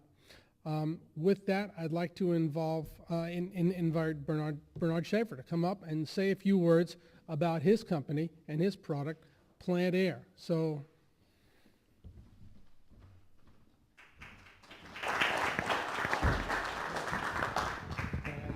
You can do wherever you want. Hi, my name is Bernard Schaefer. My company is very small. We have less than 20 people most of the time. We've been in Rosendale 50 years, and I can understand why you haven't heard of us. The name of the company is Yushiko Incorporated, and Yushiko stands for United States Health Equipment Company because when I came here 50 years ago, I was in the health business, and I'm still very interested in health of the country and so on. And but our main business is making plastic parts for other manufacturers. That's not what I'm going to talk to you about. I have 5 sons. 3 of them work with me. And about 8 or 10 years ago, 3 of them were working with me. And at this point, I felt I had time to do some things that I haven't done for a long time, and that is make a sauna. I've been in the health field my whole life. I was named after a very famous health person. That's why my name is kind of strange. And my name is Bernard without a D. I was named after Bernard McFadden. I'm sure none of you know him. He was a very famous man. But anyway, about 8 years ago, 3 of my sons became active in my business. And because I had more time, I said to them, let's make the best sauna ever made. And, they give me this blank look. How could we do that? But anyway, that's what we set on to do. And I think we've done it. But I'm not going to talk to you about our sauna. even though I think it's the best one ever produced. My sons do not say that, because they say, Dad, how can you be sure? You don't know the whole world. But I've been making saunas most of my life, so anyway, about saunas, as you know, eliminate many of the toxins in your body. That's one of the things that it does so well. And of course, toxins are poison, and toxins are the things that make many of us sick. So anyway, besides that, I guess it was about 4 or 5 years ago, we were very fortunate to meet Dr. Wolverton. Dr. Wolverton is a very prominent scientist in the United States. He was named Scientist of the Year by the United States. He's in the Hall of Fame of NASA twice. And his function with NASA was to produce fresh air, clean air, for the astronauts in their vehicle. And also planning on the buildings that we're going to build, maybe, on Mars and the Moon and so on. So he's a very prominent man. Anyway, by some sheer luck, and I call it that because when I met him, he said, Bernie, I have an invention and I'm looking for a manufacturer. And I said, well, what does it do? And he said, it gets rid of toxins. I said, wow, that goes right along with our thinking on the sauna. And so I said, we would be very interested in helping you. And he told us at that time that he had 2 manufacturers over the period of years, and they were very poor, and they were not interested, and so it didn't work for him. But of course, because we were interested in the elimination of toxins, we were very interested, and he sent us a prototype of what he had come up with. But he said, I don't think it's as good as it should be, and I understand that your company is very creative, and I'm wondering if you would be willing to work on this product and make it suitable for the United States market. So of course we were very excited about that. We were very excited about meeting someone of his stature. And so we agreed at no cost to him that we would work on something that would be suitable for the market. And of course, we started to learn about this product. And it's simply a normal houseplant.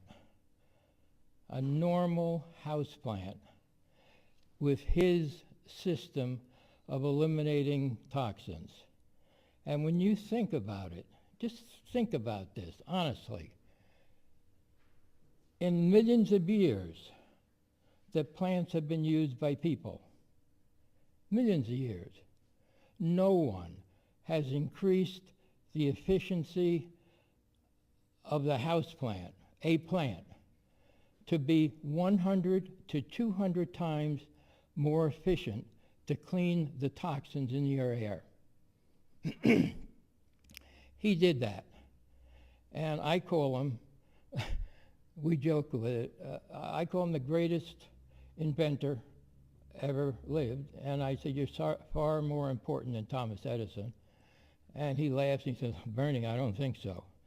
But anyway, just imagine a house plant that you can purchase that is cleaning the air of toxins in your house, your office, your bedroom, or wherever.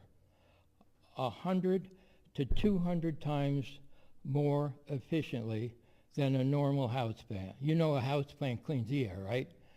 He developed a system that makes it 100 to 200 times more efficient. And of course, we worked on it for 2 years to make it suitable for the market. We're very proud of what we did to help his product along. And that is kind of what I'm talking about today. We manufacture this in Rosendale, New York. We're very proud of it. And I'll just tell you of one, I know we're kind of limited to time. we got an order from a man in Alabama. I don't know his name, honestly, because I'm not involved with the sales. My sons do that important stuff. And he had it for, maybe 2 or 3 weeks or a month. We've only been selling these now for 2 months, I think. And after he had it for several weeks, he called in and said, I think it's great because I have a big factory in Alabama making styrene, and the fumes in the factory and the offices is bad. And he said, I cough and nose is running and all of that. He said, anyway, I bought your unit, that little planter, clean my office so I don't do any more of those things like my nose is running and all of the things that happen. And he said, I want to buy 20 from you.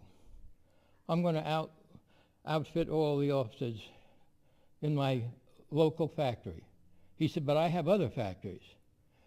He wanted 20 of these units that we sent him, and he also wants a quote on 200, which we sent him, because he's going to outfit his whole factories wherever they are. That is the kind of thing that our unit can do. Dr. Wolverton, history in NASA proves everything that I'm saying to you. And to me, it's one of the great inventions of the century. And I think it's the beginning of a huge new industry, a plant that can clean your house. And I think that same plant, you can raise and grow your own fruits and vegetables, which will be organically pure, grown in ideal conditions. That is what I think our little company has to offer the whole world. And I think it's going to be a huge, huge industry. Thank you very much. Do you have any questions? You're right, I am a dreamer, but that doesn't mean that what I'm saying to you is not absolutely true and available to the people of America and the world. Yes, sir. Are there any patents involved with this? I'm sorry, I didn't hear you. Watch your step, Bernie. Patents. Dr. Wolverton had 2 patents on it. They both ran out during this period when he was looking for manufacturers. We are attempting, and we have 2 or 3 ideas, because that's what we do, we're idea people, that we think we can get patents on it, protect ourselves. Yes, we're very concerned with that. But Dr. Wolverton said, and we agree, that even if somebody steals it, look at the benefits to the whole world. Is there a patent attorney in the room? Oh, yeah, there is. Is there? I'm looking for one. Oh, we happen to have one right here. Are you? 2 of the best. Steve and myself. 2 of the best. Yes. Thank you, Bernie. Thank you. My pleasure. If that isn't the absolute example of an entrepreneur, I don't know what is. Our final banking presentation is being given by Roundout Savings. And Sean Dubois, come on up. Roundout has also been a sponsor of these breakfasts for several years. We appreciate your help and support. We hope we can count on you in the future. And they're going to give their perspective of entrepreneurial lending. You can either use the clicker or you can use the mouse, whichever you prefer. Okay, have at it. Thank you. Morning, everyone. Thanks for having us. Appreciate it. All the speakers did a great job, and hopefully I don't bring that all down. So Roundout Savings Bank, just a brief overview of where we've come from. The bank's been in business for a little over 140 years, and we're headquartered right here in Kingston, New York, right at the foot of Broadway. And my coworker Steve here, we're both business development officers, and we can do anything from commercial lending to residential lending, merchant services, deposit accounts. So I just wanted to start off with the bank's vision statement, which is to be a leading provider of business banking and retail financial services in our market. And we try doing that through quality advice and solutions. We try to give our entrepreneurs a couple different choices when they come in for financing. We've got great service. We're friendly, knowledgeable. We try to be timely, like John was saying. If you can make an appointment, that's really helpful. We can put aside the time needed to sit down and talk about your plan and what you perceive going forward. Convenience, we have services supported by technology, products, and of course our people. And our last value, if you guys succeed as a client of ours, the community is going to succeed. Okay, relationships that you can bank on. Again, Ron, that's all about relationship building. We try to build the business through a couple different avenues. One would be a contact. When you become a Rondout Savings client, we try to find synergies between yourselves and our other clients where it's a mutually beneficial relationship. Referrals. Rondout is very big on referrals. We refer all of our clients to other clients within the organization. And we also, each one of our branches has an advertising board that any of our clients are allowed to use periodically throughout the year. I'm going to turn this off. I'm getting a little feedback. Okay, sorry. Legitimacy.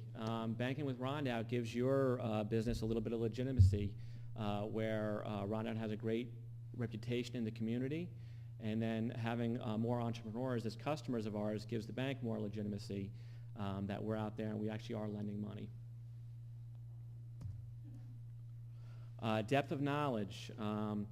Our business banking team, which consists of about 6-7 people, has over 100 years combined experience. Steve's got about 80 of that, but we're very knowledgeable. We've seen almost pretty much Steve Hack, yeah. We've pretty much seen every situation, and we generally have a solution for any type of lending. Let's see. We give trusted financial advice. We're not a product pusher, so when you come in, we're not going to try to stick you into what the bank product of the month is. We sit down, we listen, and we try to custom tailor a package that is going to be beneficial to you as the entrepreneur. And business restructure counseling. We also offer that if the business is going through a rough patch, as John had mentioned from the credit union. We sit down and we also try to figure out a way to make things work going forward, whether that's temporarily suspending some payments or restructuring the entire deal completely. We definitely try to help out in that avenue. Okay, what to come in with when you come in to visit with your banker.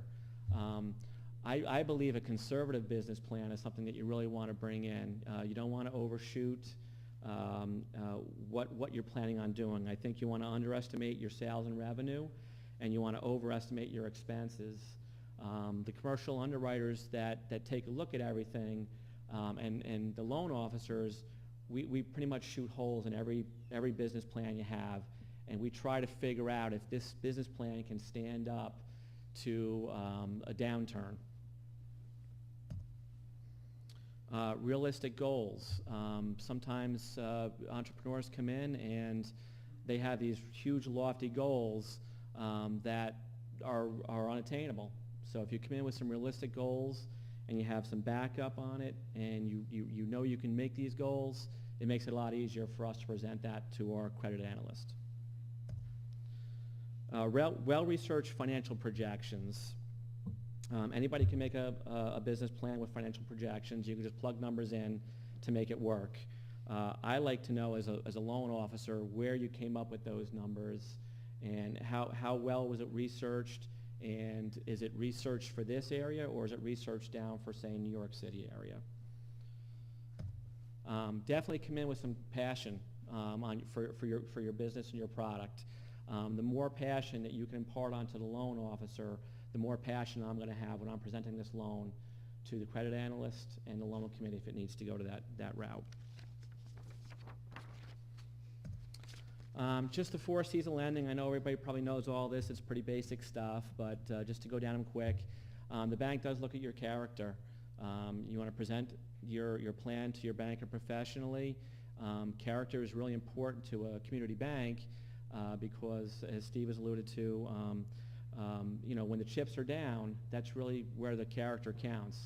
The banker wants to feel like no matter what, the bank is going to get paid. Cash flow, obviously, goes back to the realistic projections. You want to make sure that you can afford the loan that you're coming in to look for. Collateral, we heard that word again a couple times today. We like to know if you've got some real estate available. Bankers love cash as collateral. Stocks or business assets. And then your credit, of course. We talked about that a couple times today. You really need to know your score before you come in to visit with your banker. Okay, so you're coming in to meet your banker. What should you have with you? Obviously, your complete business plan. Prepare to answer questions. You really should think about, before you meet with your banker, what kind of questions we're going to ask. And being lenders, we always think of the worst case scenario. So you really want to think about questions along the lines of what happens if my sales don't come through the way I expect them to. Be prepared to answer questions of if I hit a glitch, how do I prepare to get out of that? Identify collateral. Make sure you know what kind of collateral you can offer coming in and let us know that up front. You should review and bring your credit report with you to your meeting. And if you have any issues, try to clean those up first. Tamara, I know you have a pretty generous score. Even I think Steve has a generous score. Rondout starts at 680. So credit's important to us. It's not the only thing we look at, but it is very important to us. And then again, just if you can demonstrate your resourcefulness when you're meeting with your banker, again, this is we're always thinking about the worst case scenario. So in your mind, think about the worst case scenario and how you would fare through that. Just a couple of funding products that we offer. We have a line of credit, which is used for short-term purposes, usually of a year or less. It does require a 30-day, what's called an out-of-debt period, which means for 30 consecutive days out of the year, the line of credit has to have a zero balance. That assures the bank that you're using it for short-term purposes. It's usually a 12-month term, and it gets renewed annually. And then you advance the funds as you need them. So if you don't advance the funds, you have no interest expense. If you advance $10,000 out of a $100,000 line, you pay interest on the $10,000 only. And it's usually a variable rate of interest. It's tied to prime, and prime can go up or down. And the interest payments are due monthly. Okay, we have a term loan. It's usually finances equipment or vehicles. It's fixed payments for a specified length of time, fixed interest rate, no prepayment penalties, and principal and interest is due monthly. It's basically a glorified car loan for business. Mortgages. We do construction, renovations, mixed-use buildings. You can purchase or refinance a building with a bank loan. Terms are up to 20 years. You can do fixed or variable rates. Principal and interest is due monthly. Okay. And then just a couple of additional resources. I urge you guys, if you haven't already, SCORE is a great place to start. They've got volunteer professionals, lawyers, accountants, bankers that can help you. The Small Business Development Center out on Ulster Avenue, same thing. They've got professionals that can help you. These are both free of charge. And then a resource that the bank might use would be the SBA. Rondout's a preferred SBA lender. The express loans go up to $350,000, and the bank doesn't need prior SBA approval for that. New York Business Development Corporation, they're out of Albany. This is where you're going to have your bigger SBA deals with real estate or purchasing a business and so forth. And then anybody who lives in the Casco Watershed Corporation, they also can be a participant with the bank. as far as, and they have low-cost funds that they lend out as well. Let's see here. Again, a strong relationship is mutual for both of us, and it's beneficial. And just keep in mind, it requires some time to build. It's not going to be built overnight. And Rondout has a vested interest. We care that your business succeeds. Questions?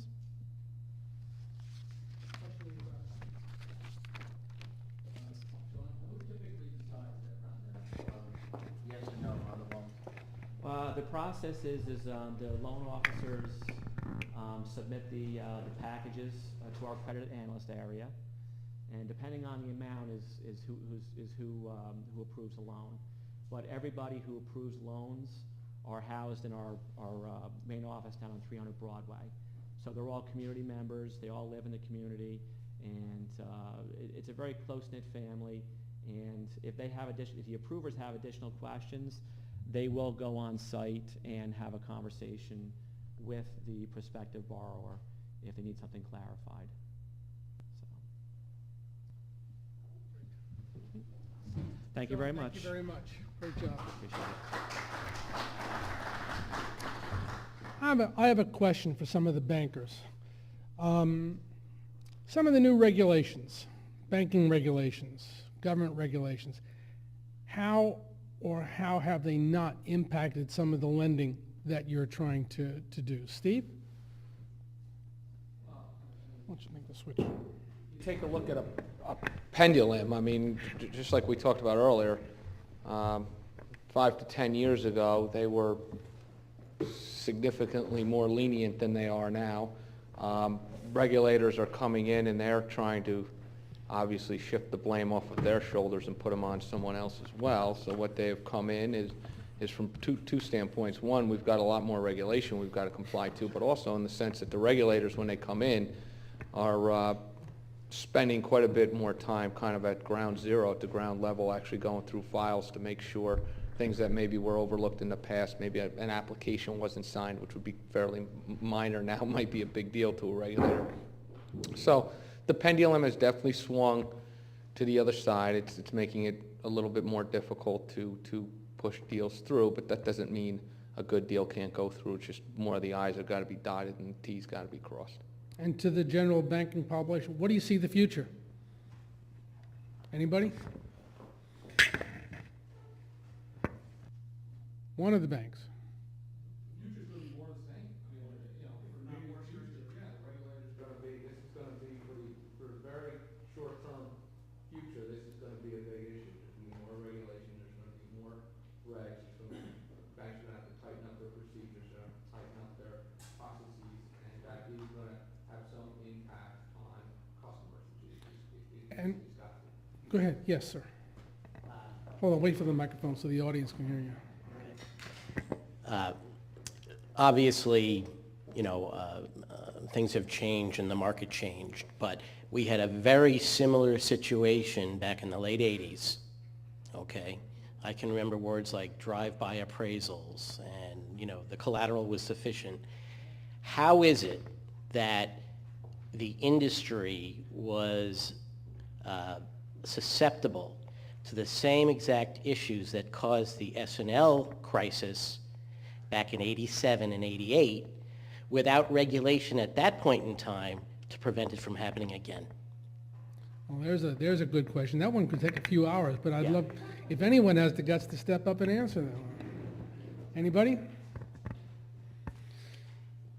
See, I knew that was going to happen. It's a very good question, but I think you got to keep in mind that the banks that were in this room, although we've got some problems, and the problems get all the attention are on the front page of the paper. I don't know what Roundout's delinquency rates are, but ours are like less than 5%. So even though that 5% takes up all of our time and is what we focus on and try to clean that up, it's a very, very small piece of our portfolio, and it has really no impact on the health of the bank. It's taking up a lot of time on the people to try to deal with them. All the banks, community banks, are well reserved, and the size of their loan portfolios, commercial loan portfolios, are relatively small in comparison to the asset size of the organization. So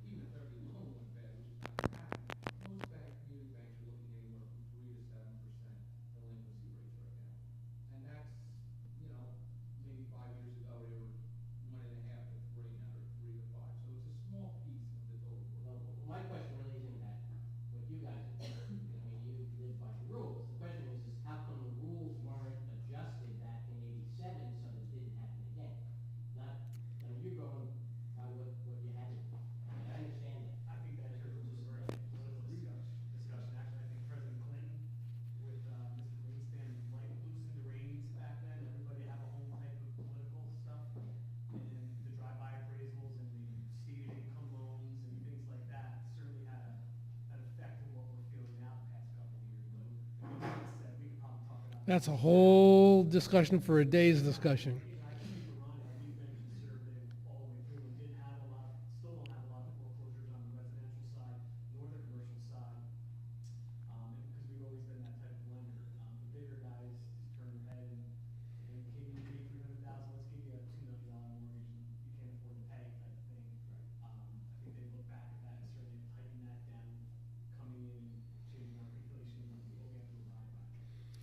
Good. All right. I know we're running a little bit long.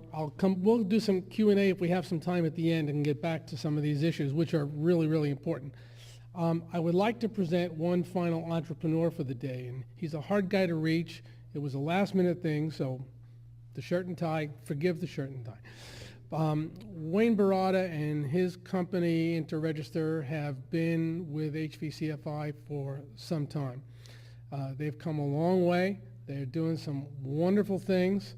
The company is just about to reach that next level of growth, and we're very happy to have Wayne here this morning, and he's going to present his company and his product to you. So, Wayne, come on up. Knock yourself out. Okay. Hello, everybody. My name is Wayne Barada. I'm a local businessman first. I own the Oasis beverage stores. I had 6 beverage centers at one point.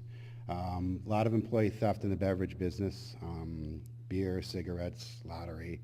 And I was looking for a solution to help, keep better eye on my stores. And I typed a few words into my web browser for internet, real-time, POS, and I came up with a fellow out in Seattle.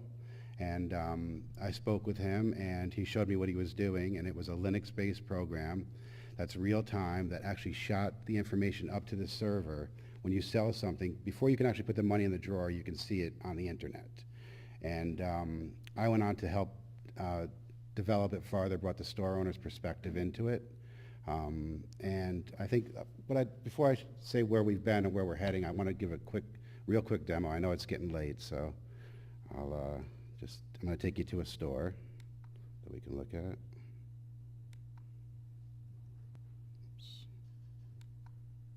Sorry about that.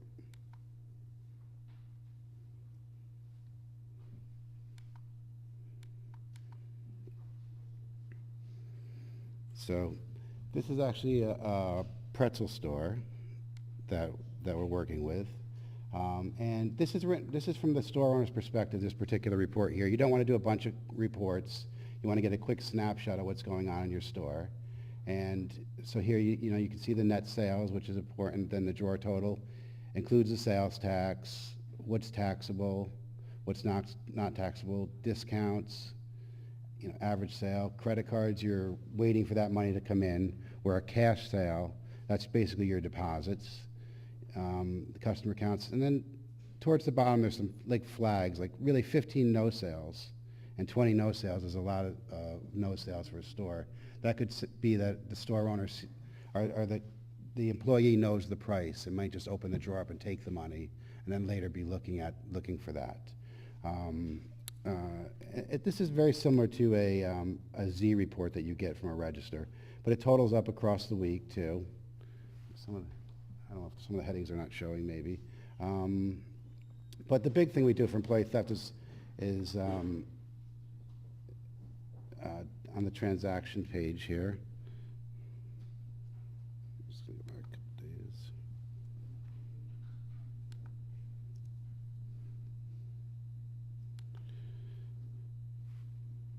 What we do is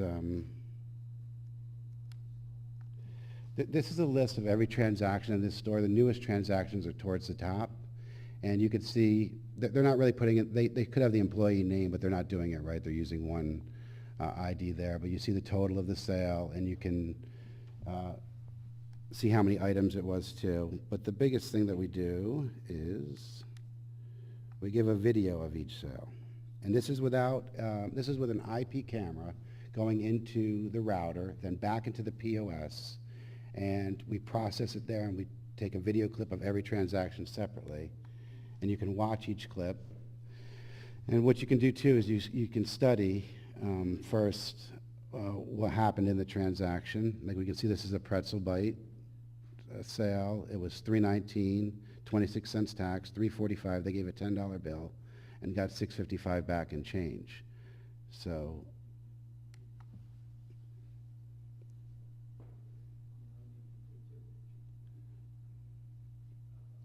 these people come up, so she grabs a bite out.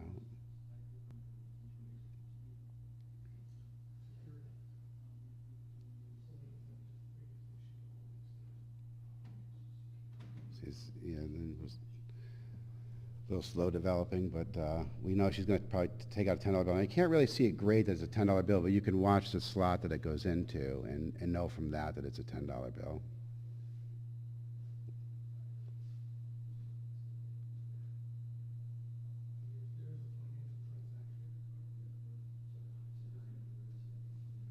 And the change. So every single sale has its own video clip, and you can look at the detail of that and watch it develop and make sure that the right things are happening during that sale. Excuse me? You know the physical size of those clips? Of what? How big is the file on disk? I don't know. Pretty good resolution. Yeah. Size. Yeah, it's saved on the register, and you can actually watch videos on the register. Like there's instant replay on there too of every transaction. If someone says they gave you a 20, you can go back and replay it right there and just settle instead of counting out your drawer and doing that. There's also a web browser built in, so you can see all the reports right from the POS too. So a store owner doesn't need to buy a DVR. They don't need to buy a computer for the back room to look at things. They can get all the reports. They can print into a network printer through the router. There's a time clock. What we did here is, we dabbled in the corporate world. There's also a good customer display.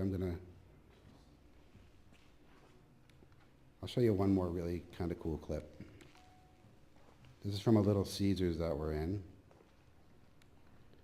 And there's a little sleight of hand going on here. This gentleman is buying this soda right here. And so he gives her a $20 bill and 51 cents.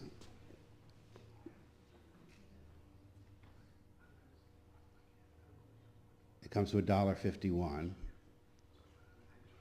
And this is a good training tool for store owners too, because she does a few things wrong. So she's giving him back $19 change now. She should have left that 20 out, but she put it in. She grabs up 19 and says, wait, I got $1 in change. She tries to say no, but she takes it anyway, puts the change in, puts the $19 back in there, grabs his 20, watch his other hand, is boom, you gave me a 1. She takes the 1, puts it back in, gives him another 20, and he's on his way. She could have rewound that, and she could have looked at that and seen that, but she didn't. So that's the POS. And the other thing is the customer display. You can see on the other side is a big thing for us too. So yeah, I got a bunch of doozies actually. I'm going to take us. So this is really where we're at now. We were in the corporate world. We were, dealing with committees and different franchises and franchisors that really weren't communicating and working well together. And it was really taking a long time for things to develop. With my background as a store owner, I said, I want to go after mom and pa's. I want to go after these guys because this is the technology, that they couldn't imagine getting. And but everybody was like, how are you going to reach them, Wayne? How are you going to get to mom and pa's? What paper do they read? What stations do they listen to? And I really didn't have a great answer. One of our distributors suggested that we come to the security show with them and talk to alarm dealers. And it turns out that alarm dealers are a common denominator with every store. They all have an alarm guy that they trust, that they know, that is already doing surveillance for them, and they are great at setting things up. And so we did the show. We went out there and talked to a bunch of guys. We worked out a way that they could make $500 when they sell this box. And in the box is the POS, the scanner, the IP camera, the cash drawer, the printer, even a battery backup for the machine, and power over Ethernet if they don't have power for the camera, that it will reach into there. And so it's a real clean solution for them. They can just pick the box up, bring it in and set it up. We're giving them $500 to sell it. We're giving them $200 to set it up. And we're a software as a service, and we have a $99 subscription fee every month, and we're giving them 15% of that. But as a store owner, that $99 is really nothing, and $3 a day to be. You also can see this on your phone too, so you can see what your store's, what's going on at all times, and it's really peace of mind that you can't get. We've been working with alarm dealers. We had a couple in town actually that are doing well. One fellow sold the first day sold 4 delis. One person made $4,000. They had 2 registers each, plus setting it up. So it's real good income right off the bat. And they have the customers already. They know, like I say, they know people. He knew right who to go to. He knew who was having problems, and that it would be a great sell. From there, we've, talking to alarm people, we've actually gone to distributors now with Panasonic. We're a partner with Panasonic, and there is a company called ADI, not ADT, but ADI. They're owned by Honeywell. They actually sell to ADT. They sell to all the different alarm guys. Everybody knows them, and they too know what alarm guys to go to, and they're not going to waste their time with the corporate guy or a fire guy. They'll go to the guy that's doing the stores. So right now we're in front of their committee to be considered to be added on, and it looks pretty good. There's nothing like this in that industry. When we were in the quick service area in the franchise world, we're dealing with Micros, Radiant, all these other solutions, but none of them have anything like this, and we're all alone in this security field. So that's basically where we're heading right now. It looks real good. We feel like everyone's incentivized all the way down from the distributor to the alarm guy that's making great money, to the store owner who's with employee theft really ramping up right now with the economy and stuff. We think we're in a good spot, and that's where we're heading. That's basically it. I mean, any questions or? Not yet. There's different laws on that. Do we record sound? And we don't yet. There's different laws on that, and we have to sort it out, where we want to do that. Right now, we're trying to keep it simple. What we did with this product, too, is we built it like a cash register. We studied cash registers, and like even to make a button is really incredibly easy. You can click on, there's a screen, you can click on the button and you can program it, send it right to the register from anywhere too. So it's a simple register. This way the alarm guys, what they need to know too is that their target is cash register guys. They don't need to learn about POS and what one does and what theirs might not do. If they have a customer that's using a cash register, this is something that they can get video of every transaction, see from anywhere in real time, and cut employee theft. That's really. No, we are going to do that. Right now, this is the first version is the video register. We're going to come out with a pizza parlor, video register pizza, video register barkeeper, two other, and it will be the same guys that will be able to sell it. We'll tell them then, go after your bars, go after your pizzerias. And maybe this is in your thought process, but I could see some sort of a benchmarking tool by industry that would create exception reports when the data is accumulated so that you can see something that isn't normal. That's right. Yeah. And a great tool, particularly for a big retailer, to be able to identify what's not right, okay, without a lot of video, but just by looking at the numbers. That's right, yeah. We do that now with, like part of that first report was where you could see the exceptions to go look at, but we're also, you can sort by voids, by no sales, and get all those together. You can see who's doing them all. And we are taking that to another level. You're absolutely right. That's the future. Now that we're going with security guys, we know we have to be stronger in that field too. And store owners don't have time to look at it. So we're talking about things like where the list is to have a little snapshot when the drawer opens, that they can run over it and they can see who's at the register and if it's the same person doing different things, even customer-wise.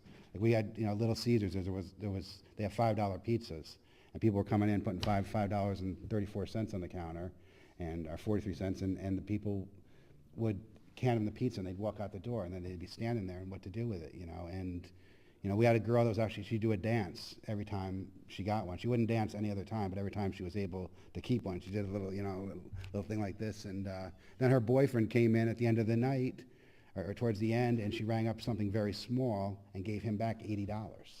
So she didn't have to take the money out herself, but she just gave it to her boyfriend. And so if you see her boyfriend, if you're looking at why is this sale so small, or why is there a return sale, is there a customer there? We had one guy that was just doing return sales, and he'd wait till no one was around and he'd do a return sale. And it was obvious that, what he was doing. He'd do the same items over and over again, like every day, because it added up to $20. And, so we're seeing more stuff. Like even when there's a void, when you do a void, right after that, you should start ringing it up again. If they do a void and they don't ring it up, it kind of looks like maybe they took the money, voided the sale out, put the money in, and didn't ring it up again. So that's an indicator too. We're definitely looking at that. You're right on with that because people don't have time to really go through things. That's why DVRs in stores don't work now, because they wait till something happens to look at it. They're looking at the register tape. It's different than the time on the DVR, and it's a hassle. And everything's indexed. Every transaction's indexed, and you can see any one. So. Good job. Okay, thank you. Thank you. As in any small enterprise or growing enterprise, Wayne's company is also looking for qualified investment. If you're interested, I'm sure he'd be happy to talk with you. Thank you all for coming. I know we ran a little long this morning, but yeah, I think it was worth it. Our next breakfast is not until January, so Merry Christmas, Happy Hanukkah, Happy New Year, and we'll see you first of the year. If anybody wants to be a sponsor, got to do it. Come see me. We're happy to entertain you. Thanks very much for coming, and have a productive day. Take care.